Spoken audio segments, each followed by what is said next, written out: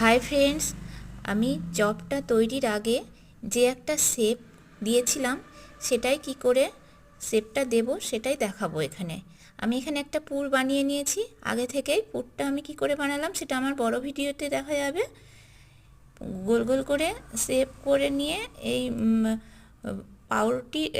পাউরুটির সাইডটা আমি কেটে নিয়েছি, লাল লাল যে অংশগুলো। তারপর পাউরুটিগুলো জলে হালকা ভিজিয়ে এইভাবে গোল বলের মতন যে পুরটা সেটা পাউরুটির ভেতরে দিয়ে এইভাবে হাত দিয়ে নাড়িয়ে নাড়িয়ে নিয়ে পুরো গোল শেপ দিতে হবে।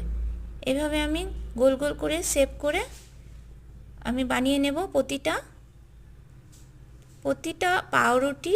এইভাবে আমি ভেতরে গোল পুরটা দিয়ে এই শেপে আমি বানিয়ে নেব। দেখতে কি ভালো লাগছে বন্ধুরা। Hi friends,